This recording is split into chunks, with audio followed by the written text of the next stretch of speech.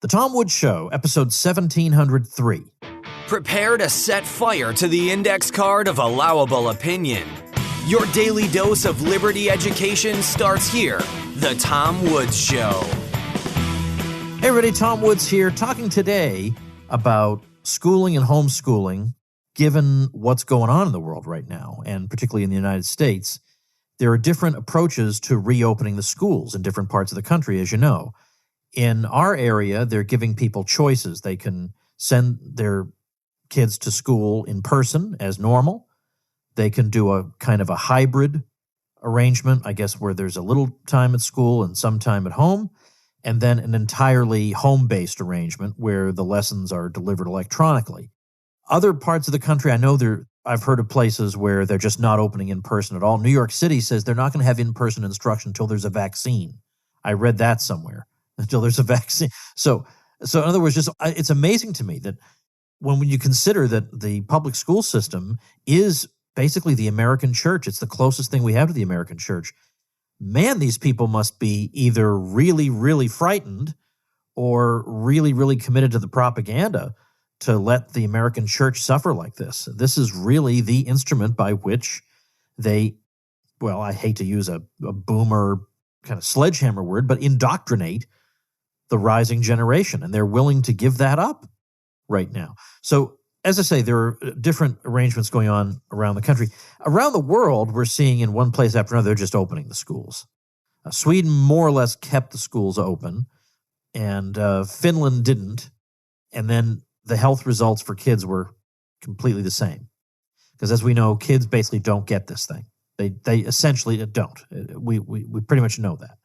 So what we're seeing, though, are things like the New York Times today talking about teachers' unions saying that they won't go back, and they also don't want to teach online. So just pay us for sitting around. That's pretty much what they're saying. So, okay, well, I guess that's one approach to the matter. Somebody told me about, on his local news, there was a very young, like early 20s teacher on television who was practically in tears contemplating what it would be like for her to return to in-person instruction. She has zero chance of anything happening to her. I mean, basically zero. I mean, far, far better chance of dying in a car accident on the way to the school.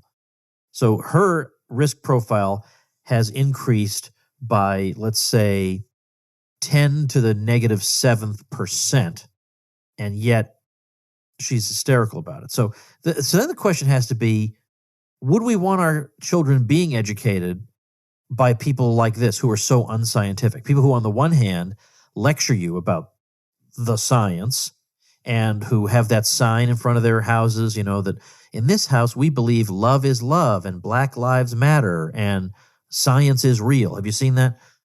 But I don't think they really do believe that so-called science is real. They believe all kinds of hysterical nonsense that is refuted by science. So these are the people who claim that they're morally superior to you and intellectually superior because of their commitment to science. And yet these are the same people wearing masks on the beach, These are the same people who are terrified of something that is not going to harm them. So it has led some parents to ask themselves some serious questions. What are we going to do with our kids? Particularly in some places where the formula for returning to school is, well, frankly, dystopian, with social distancing and masks all day on a kid's face, a mask all day long. Could you imagine sitting there all day long, not being distracted in learning for 7 or 8 hours with a mask? All kinds of crazy things. We're going to go in the hallway and this way and that. We're going to have arrows on the floor. Regiment and anything fun that might have existed in school, that's all gone. So parents are asking themselves questions. Am I going to send my children back into this type of environment? Then secondly, there's the matter of the home instruction their children received for several months, which in some cases revealed to parents just how little time is spent on actual academic work in the typical public school day, because they would see that their children were finishing their assignments in an hour and a half, 2 hours. So what are they doing all day? If that's really all the time they need to spend, maybe I'll just have them spend that time at home and have them do what really interests them in the rest of the time, whatever. In other words, the point is, parents are thinking about things more than ever before. Fundamental questions. They're entertaining fundamental questions more than ever before. And we have seen polls indicating that homeschooling will get a real shot in the arm. Now, I can say anecdotally that I've seen some evidence of this in the case of the Ron Paul curriculum, which, as you know, is a self-taught K through 12 homeschool program that I contributed 400 videos to a number of years ago. And we generally see the most activity in terms of signups to the curriculum in the 2 months you would expect, August and September.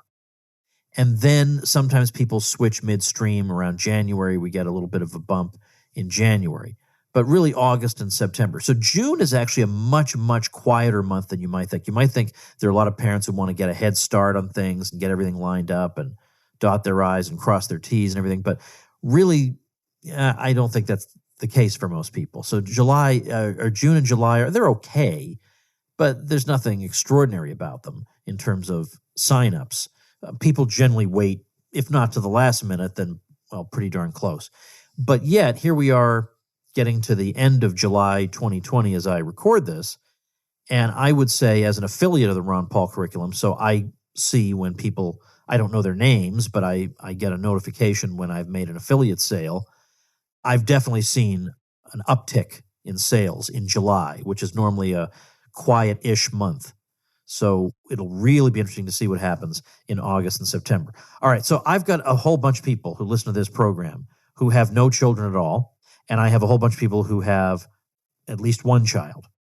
So I don't know if this will be interesting to all of you, but I'm going to do my best, because even if you don't have children, even if you have no intention of having children, surely you understand the value and the importance of homeschooling and the importance of educational materials that are not intended to turn the kid into an automaton intellectually. And of course, another nice feature of the Ron Paul program, but really of almost any homeschool curriculum, is that it gets them out of that stultifying conformist environment in which they're more or less told what to think, what to favor, what to disfavor, what slogans to repeat. They're pressured by their peers to think and do certain things. You can get away from that altogether, and that's no small benefit to all this. So let me say a little something then about this. And I would not have done this episode if I hadn't received an email from somebody saying there are a lot of us who would like you to do this. Talk to us about the Ron Paul program, because some of us are really at our wits' end as to what to do, and we would like to hear what the deal is. So back in, I guess it was probably late 2013, or sometime in 2013, I heard from Dr. Paul. He had recently retired from Congress. The beginning of 2013, January was when Obama was sworn in for his second term, and Dr. Paul had retired at the end of that cycle. And he had been wanting to create a homeschool program for a long time. So he decided that now he's in a position to be able to do it. And he said that it's not a Christian curriculum per se. It is, you could say, sympathetic to Christianity, but it's not per se a Christian curriculum. So it's not that you have to have particular religious presuppositions in order to benefit from the curriculum. That's not true at all. It is an unapologetically pro-liberty curriculum. And what I mean by that, when I think about my own courses, is not that I just take the opportunity to propagandize students, but rather to let them know there's more than one way to look at a question. So here's the conventional way that you might attack such and such question. Like, for example, in my government course, there's a section of that course where I look at various government policies. So anything ranging from agriculture policy to welfare policy to monetary policy and so on and so forth. And I just let them know that here's a way of looking at it that you might not get in the newspaper. But yet, as you can see, it's easily defensible and there's an enormous amount of evidence behind it. So they walk away realizing that the world is not a comic book. And that is the impression that I got in junior high and high school. I got the impression that I had a very, very comic bookish view of American history, that without government, everybody would be dead in a coal mine or something. I wasn't equipped to think beyond that. And if you want something desirable, that you pass a law to force it into effect. That was the extent of my thought on a lot of things. So this liberates you from that. But so first of all, so here's how it's organized. The thing I like about it is it's every year-long course is 180 videos because it's 36 weeks, 5 videos a week. So 1 video per day.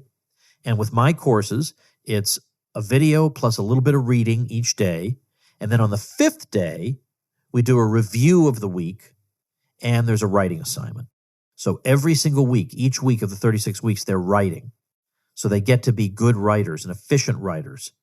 And I would add that the benefit of that 5th day being a review is pedagogical. That is to say, repetition does help us to keep things in our minds, especially when you're learning something for the first time. You listen to a 30-minute lecture, maybe you remember 3 sentences worth of it. But if somebody goes over the highlights of it with you, not only do you remember it, but it gets situated in your brain more firmly, let's say. So what I do actually in every single lecture is at the beginning of the video, I take 3 to 5 minutes to review everything I covered in the previous one. So there's a little review built into each lesson, and then a week's worth of review built into the 5th lesson of the week. So there's no reading on that 5th day because they're doing their writing assignment and they're watching the review. So that's a way to make sure that even though, nobody's going to remember everything in a Western civilization course, but that a lot of it takes root in their minds. Now, there are a lot of areas in my Western civilization course where you can see how a concern about liberty comes into the presentation. So I've got several lectures on Marxism, and I present it dispassionately, and then I raise some objections for the students to consider. So there's that. I spend some time on classical liberalism, that is to say, the early libertarianism. I spend some time talking about Frederick Bastiat, who would not be mentioned in a typical Western civilization course, but he is a very important figure. Also, the typical Western civilization course is 1 year. Our Western civilization offerings are 2 years long. So it's 360 videos on Western civilization. You're going to walk away with a lot of knowledge if you complete that course. So also, it's not even just that my course, for example, will cover material that wouldn't be in other courses, like, for example, spending some time on Frederick Bastiat, but it's also the way I'm going to tackle some of the topics. So, for example, Aristotle is not really thought of in general as having been a pioneer in the theory of individual rights. The idea of natural rights really goes back to the Middle Ages, but not before, is the standard understanding. And I do talk about the origin of natural rights theories in the Middle Ages, the High Middle Ages, in my course on government. But what's interesting is that in fairly recent years, a scholar of Aristotle named Fred Miller has done some interesting work in which he says, sure, the words natural rights do not appear in Aristotle, but if you look closely at what he's doing, he's actually not a million miles away from them either. And Miller's work has been fairly sympathetically received. So when it comes to discussing Aristotle, therefore, I spend a little time talking about the work and contributions of Fred Miller to our understanding of Aristotle. And that's the sort of thing that I think is virtually certain to be left out of any other coverage of Aristotle at this level, the high school level. I don't think anybody's talking about Fred Miller. Now, I want to point out that it's not right to say that the Ron Paul curriculum is like history and economics with a pro-liberty slant or something. In these courses, we are letting people know that there are, again, multiple ways of looking at the world. But also, I want to point out, we do have the standard subjects too, math and science, all that stuff, English, it's all in there. And the sciences, for instance, are taught. I'm thinking about the middle school science classes because those are just raved about. They're taught by a fellow named Daniel Dignan, who's extremely enthusiastic. And the great thing about them is they're not just a bunch of dry formulas that kids are not going to remember. It's not going to be meaningful to them. They'll memorize it for the test sort of thing, but it's not going to really take root in their minds. So he's got a much more practical, hands-on approach where he teaches a lot of material that's very, very interesting, highly practical, and that kids would be more likely to retain.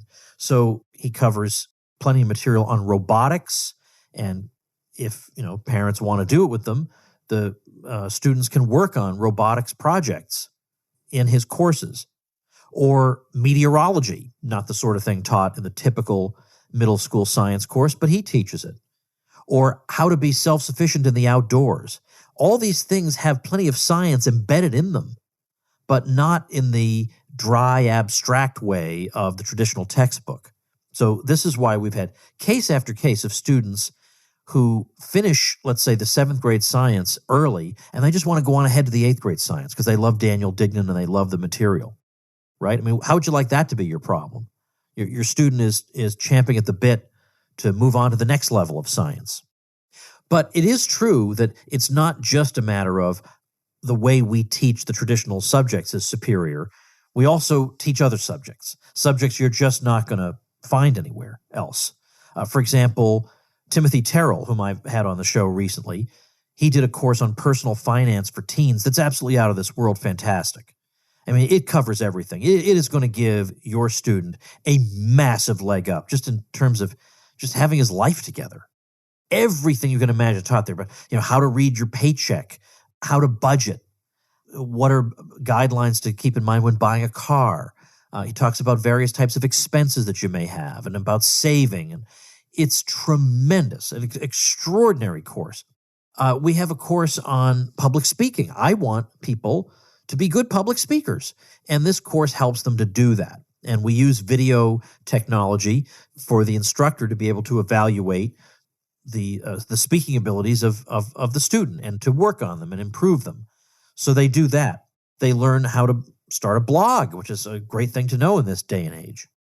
We have business courses that will teach them, for example, how to do copywriting. Now, I don't mean copyright like in the intellectual property sense, but no, copywriting, copywriting, advertising copy, which is writing text for advertising or email marketing or any of that sort of thing.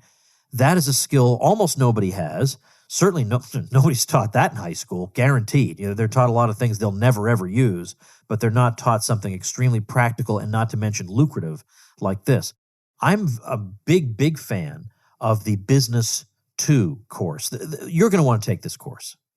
It's amazing that imagine your student taking a course like this. The first 6 weeks are an overview of the world of business, and you won't believe how thorough it is.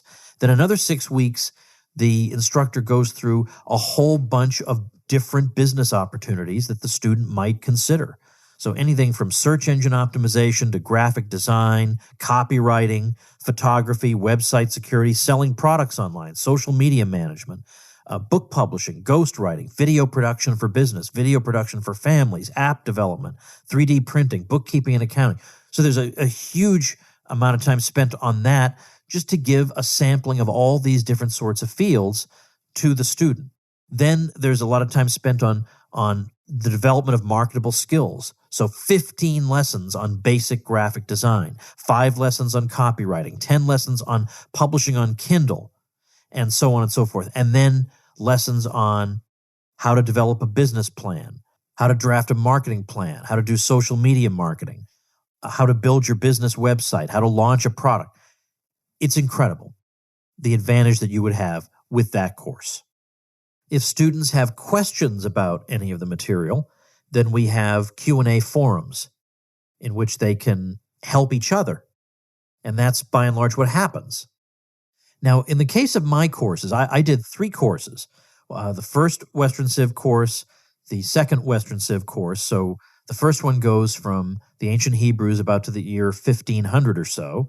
And then the second course goes from 1500 down to the present. I mean, really up to the end of the 20th century. And the third course is a half-year course, so instead of 180 lessons, 90 lessons, and that is on government. And again, when you see it's all kinds of things. There's theory in there, like I talk about some of the important political theorists of the 20th century, and some of them are not particularly good people. So we talk about their ideas, though, like John Rawls, for example, and a bunch of others. And we go into comparative systems, different systems of government. We go into various government policies, the various problems governments face. We talk about public choice, a lot of material. And it's like 20 years of learning on my part that I've distilled into the 90 lessons. So what I've done with my courses, just my courses, is I actually have a website where if people don't want to join the Ron Paul curriculum, but they would like my 3 courses, you can do that at tomwoodshomeschool.com. Now, when you buy them through the Ron Paul curriculum, you get them at half off, but you have to join the Ron Paul curriculum to do that. There are other ways to get my 3 courses, by the way. One is to become at least a gold member at supportinglisteners.com. And what's the other thing? No, I guess that's it. I guess that is it. TomWoodsHomeschool.com is where you can get them a la carte. You can also get them as a bonus and a special benefit at the gold or above level at supportinglisteners.com. And you can get them through the Ron Paul curriculum, through ronpaulhomeschool.com. So the other thing I want to say is something that you all probably, a great many of you know already, but I just want to reiterate this. One of the things I do as part of this is I also promote the curriculum as an affiliate.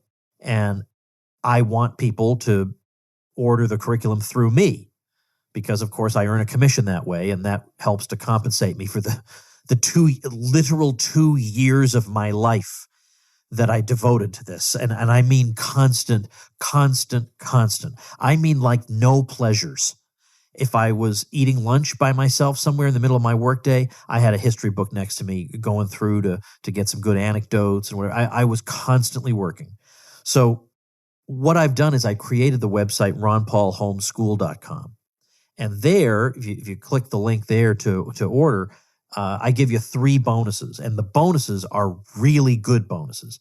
The first one is a basic plus membership at libertyclassroom.com, which now has, I think we have 26 courses there, so a whole bunch of new courses. I designed Liberty Classroom really for adult enrichment, but a lot of homeschoolers have used it, so you get all those courses, and you also get access to our Q&A forums, you get access to our live Q&A sessions.